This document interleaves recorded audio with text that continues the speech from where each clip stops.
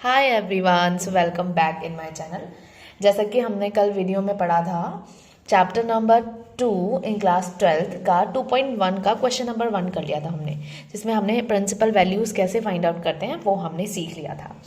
अब हम बढ़ने वाले हैं आगे। जैसा कि मैंने आपको बताया था कि जो प्रिंसिपल वैल्यूज़ होती हैं उनको फाइंड आउट करने के लिए हमारे पास बहुत सारे अलग अलग तरीके हो सकते हैं। तरीके क्या हमें पता है कि प्रिंसिपल वैल्यू निकालने के लिए जो साइन की प्रिंसिपल वैल्यू होती है, कॉस के लिए होती है, टैन के लिए होती है, कॉट के लिए होती है, सबके लिए जो प्रिंसिपल वैल्यूज़ होती हैं या मुख्य मान होते हैं उनका एक अलग अलग सेपरेट एरिया होता है कि ये इसी के अंदर वेरी करेगी वरना वेरी नहीं करेगी।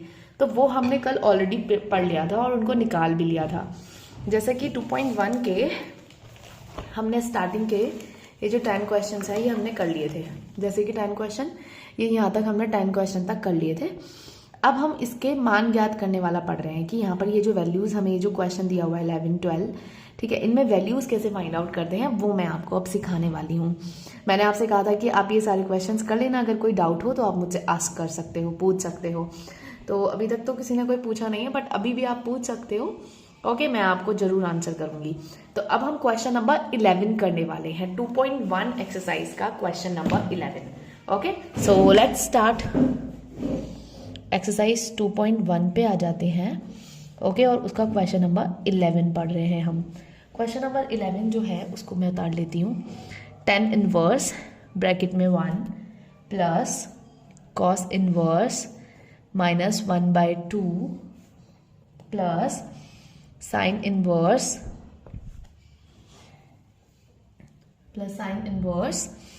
माइनस 1/2। ये है हमारे पास। हमें इसकी वैल्यू फाइंड आउट करनी है, इस पूरी इक्वेशन की वैल्यू।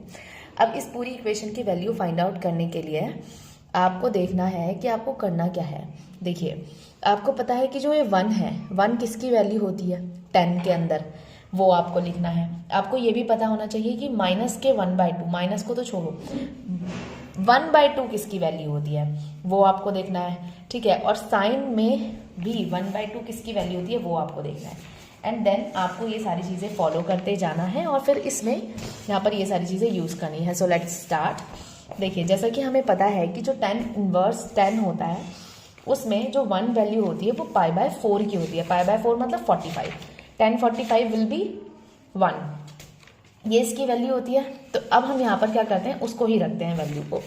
देखिए, जैसे कि यहाँ पर tan इनवर्स है, यहाँ पर जो 1 होती है वो 10 π/4 की वैल्यू होती है। आप ऐसे डायरेक्टली लिख देने वाले हो, फिर प्लस, फिर cos इनवर्स ऐसे ही आ जाएगा। यहाँ पर ये माइनस है, ठीक है। इस माइनस को अभी देखते हैं, लेकिन 1/2 पहले आप बताइए कि cos में किसकी वैल्यू होती है। तो cos में 1/2 जो होती है वो 60 की वैल्यू होती है, और 60 मतलब π/3, तो मतलब cos π/3 की वैल्यू हो जाएगी, है ना। लेकिन cos π/3 फिर वही चीज़ कि cos π/3 लिखेंगे तो माइनस π/3 आएगा।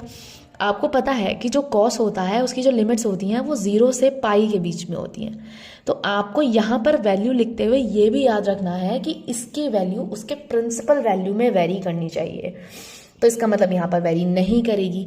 तो यहाँ पर इसमें हम ऐसा लिखेंगे, cos ब्रैकेट में पाई माइनस π/3, ओके, फिर plus sine inverse. Sine inverse में माइनस 1/2, फिर से वो माइनस है। अब 1/2 किसकी वैल्यू होती है, ओके 30 की होती है, मतलब π/6। अब साइन में तो हमें पता है कि वो माइनस π/6 उसके अंदर ही आएगा, तो उसको हम ऐसे ही लिखेंगे। उसमें हम उसे पाई माइनस करके नहीं लिखेंगे, वो हम सिर्फ कॉस के केस में लिखेंगे क्योंकि कॉस में उसकी लिमिट होती है। साइन में तो माइनस π/6 उसके अंदर वेरी करेगा, ठीक है। ओके, अब चलिए आगे चलते हैं। अब ये tan इनवर्स है, ये tan है, ये दोनों एक दूसरे को कैंसिल कर देंगे, π/4 ही बचेगा यहाँ पर। फिर प्लस, अब यहाँ पर cos से cos इनवर्स गया, यहाँ पर इसे सॉल्व करेंगे आप, तो यहाँ पर 3 है नीचे, यहाँ पर भी नीचे 3 ले लिया जाएगा एलसीएम, और यहाँ पर 3π बन जाएगा। 3π में से 1π को घटाएंगे, 2π/3 आ जाएगा, और फिर माइनस π/6। ये हमारे पास पूरी इक्वेशन बन गई है। अब हम इस पूरी इक्वेशन को सॉल्व कर लेने वाले हैं, और जब हम इसे सॉल्व कर लेंगे तो हमें यहाँ पर क्या हो जाएगा, वैल्यूज़ मिल जाएंगी, ठीक है। अब देखिए, आपको पता है कि जब इस तरीके का क्वेश्चन होता है तो उसे हम कैसे सॉल्व करते हैं। हम 4, 3 और 6 तीनों के लिए क्या करेंगे, एलसीएम ले लेंगे कि इन तीनों में एलसीएम क्या होगा, इन तीनों का।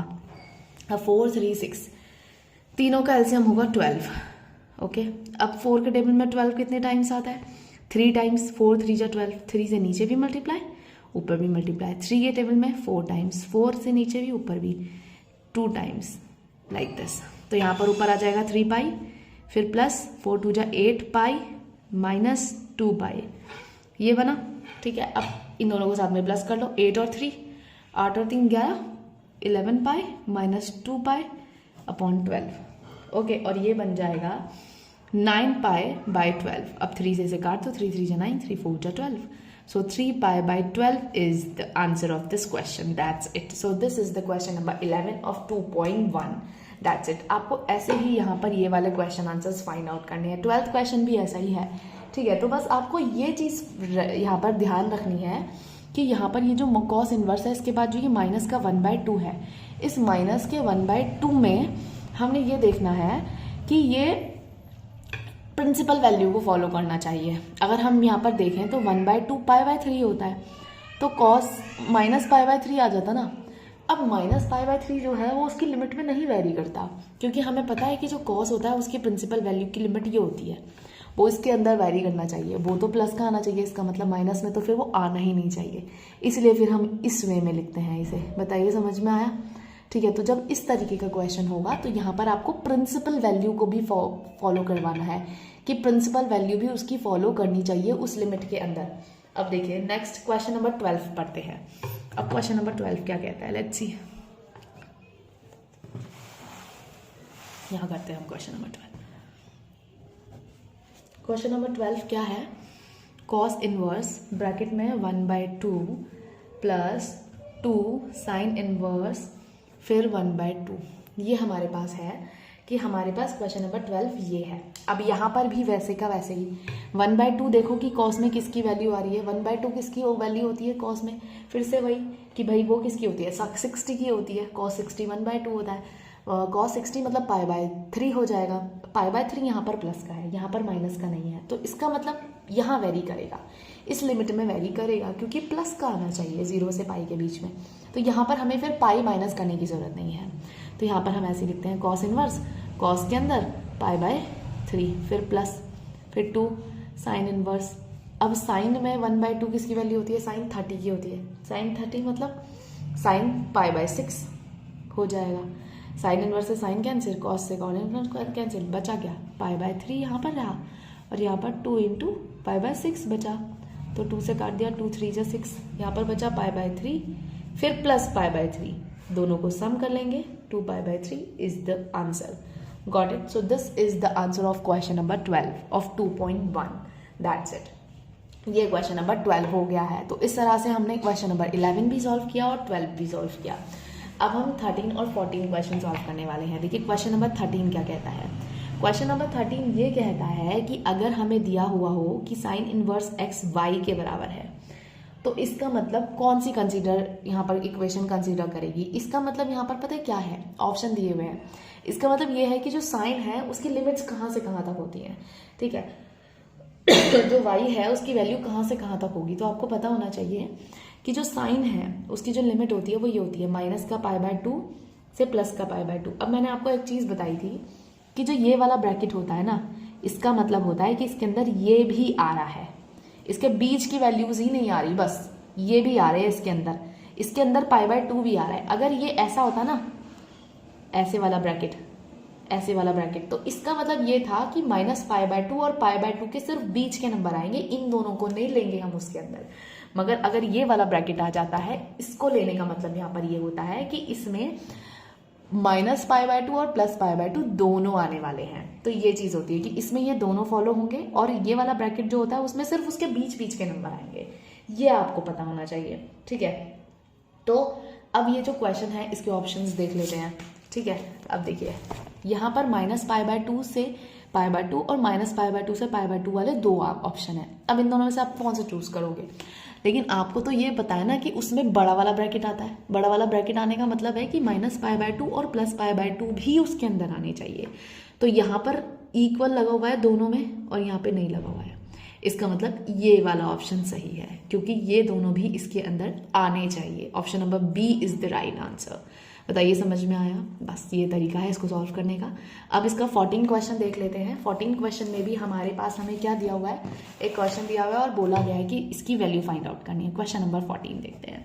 क्वेश्चन नंबर 14 कहता है 10 inverse √3 minus sec inverse minus sine के साथ 2।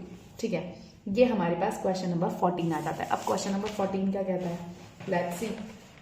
देखिए क्वेश्चन नंबर 14 भी सेम वैसा ही है जैसा 11 और 12 था। सॉरी, जैसे कि 10 इनवर्स है।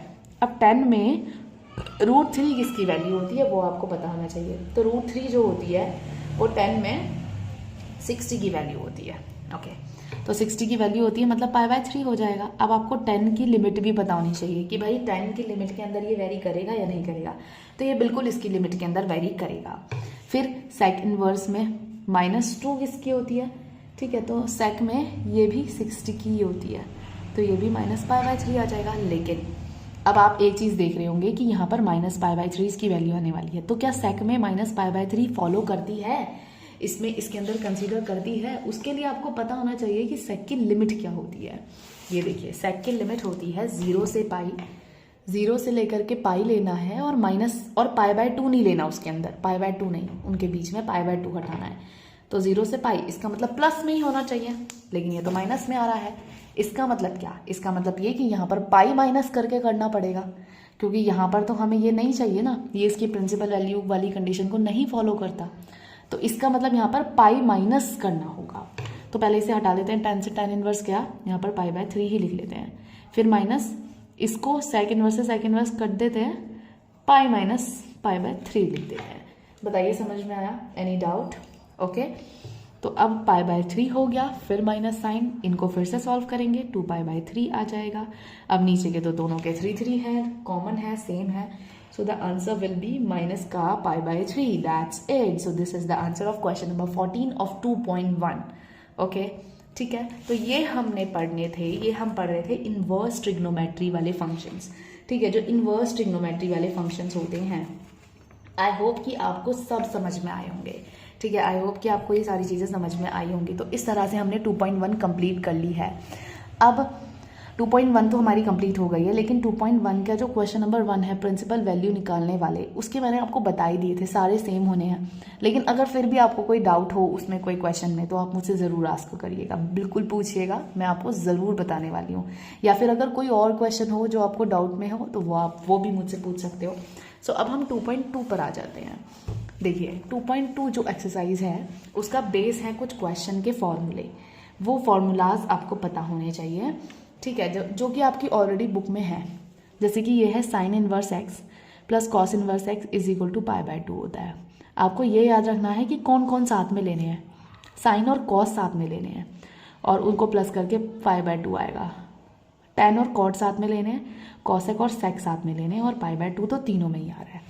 3 फॉर्मूलाज ये हो गए। नेक्स्ट, अब tan इनवर्स एक्स और tan इनवर्स वाई दोनों के प्लस का फॉर्मूला और दोनों के माइनस का फॉर्मूला, ये दोनों फॉर्मूले भी आपको याद होने चाहिए कि tan inverse x plus tan inverse Y, tan inverse minus tan inverse Y. ठीक है, तो इनके फॉर्मूले ये होते हैं। इनको याद करने का कुछ ऐसा ही तरीका है कि tan इनवर्स तो रहेगा ही दोनों में, यहाँ पर प्लस है तो ऊपर प्लस और नीचे वाला अपोजिट साइन हो जाता है। यहाँ पर माइनस है, माइनस, नीचे वाला अपोजिट मतलब प्लस हो जाएगा। तो ये दोनों फॉर्मूले एक जैसे हैं। फिर 2 tan इनवर्स एक्स का एक फॉर्मूला है। 2 tan इनवर्स एक्स के 3 फॉर्मूले हैं, एक tan की फॉर्म में ही, एक साइन इनवर्स की फॉर्म में ही और एक कॉस इनवर्स की फॉर्म में ही। ये भी सारे आपको फॉर्मूलाज याद होने चाहिए। आई होप कि आपको ये सब ध्यान रहेगा। ठीक है, तो ये हमारे पास हमने क्या किया, फॉर्मूलाज पढ़ लिए। ये फॉर्मूले आपको याद होने चाहिए। ठीक है, अब आपको यही करना है कि पहले फॉर्मूले लर्न कर लेने हैं, ये सारे फॉर्मूले, फिर उसके बाद हम 2.2 से स्टार्ट करेंगे। ठीक है, अब 2.2 स्टार्ट करेंगे हम अपनी नेक्स्ट वीडियो में, मतलब कि कल। सो आई होप कि आपको 2.1 पूरी समझ में आई हो। ओके, एंड 2.1 में अगर कोई डाउट हो तो आप मुझसे ज़रूर पूछिए और फॉर्मूले लर्न कर लीजिएगा। ठीक है, उसके बाद ये जो नेक्स्ट 2.2 है ये हम कल से स्टार्ट करेंगे। ये मैं आपको कल आने वाली वीडियो में समझाऊंगी कि इनको कैसे करना है। ओके, उसके लिए आपको फॉर्मूले लर्न करने ज़रूरी है। देखिए जैसे कि यहाँ पर आपको दिख रहा है ना, tan inverse x plus tan inverse Y. ये है, तो आपको देख के ही पता चल रहा है कि इसमें tan इनवर्स वाला फॉर्मूला लगाना है, क्योंकि फिर tan इनवर्स की फॉर्म में ही वैल्यू निकालनी है ना। तो फॉर्मूले यूज़ होंगे भाई, इसमें सारे फॉर्मूले यूज़ होंगे, तो आपको फॉर्मूले लर्न होने चाहिए। बाकी हम कल कंटिन्यू करेंगे। और एक चीज़ और, please like my video, subscribe my channel and also share this video. Okay, सब तक पहुँचाओ, सबको दिखाओ, ताकि सब मेरे मेथड्स को देख सके। ओके, सबको ये सारी चीज़ें समझ में आ जाएं। Okay, so that's it for today. अब मिलते हैं नेक्स्ट वीडियो में, तब तक के लिए bye bye everyone, see you.